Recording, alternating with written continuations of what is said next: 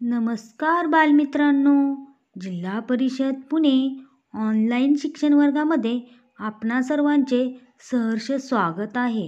आज आपण इयत्ता दुसरी विषय मराठी पाठ क्रमांक 12 पाऊस फुले हा पाठ शिकणार आहोत. या पाठाची अध्ययन निष्पत्ती. ही गोष्ट आहे एका ससोबा आणि त्याच्या आईबाबांची. चला तर मग ऐकूया गोष्ट. आज शनिवार, सकाळची शाळा. ससोबा लवकर उठला. शेपटी फुगवून आळस देत ससोबा म्हणाला,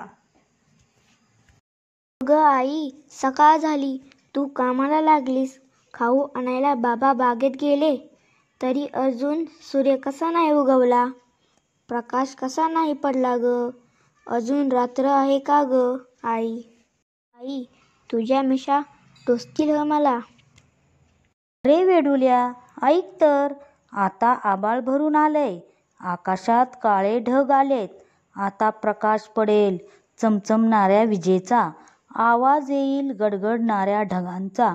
मग येईल पहिला पाऊस, गारेगार पाऊस, रिमझिम पाऊस, तडतड पाऊस, मुसळधार पाऊस. कोबी आणि गाजर घेऊन बाबा बागेतून येत होते. ससोबा शेपटी ताठ करून जोरात धावत सुटला.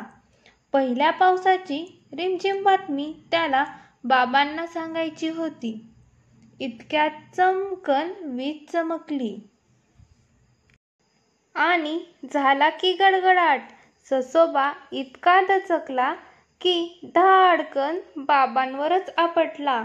काही बोलणार इतक्यात टपटप टपटप पाऊस वाजू लागला. ससोबाला इतका आनंद झाला की त्याला काही बोलताच येईना. त्याने बाबांना घट्ट मिठी मारली. घरी आई वाटच पाहत होती. घरी येताच ससोबा आईला ढकलतच अंगणात घेऊन गेला. आई, ससोबा आणि बाबा सारे मिळून पावसात गारेगार भिजले. पावसात नाचले, गाणी गायले. पाऊस फुलात भिजताना आपल्या ओल्या मिशांवर हात फिरवत ससोबा आईला म्हणाला, आई आई, पावसात असं भिजल्यावर आल्याचा गरम गरम चहा भरा, म्हणून मी तुला भिजायला आणलं ग. आलं माझ्या लक्षात.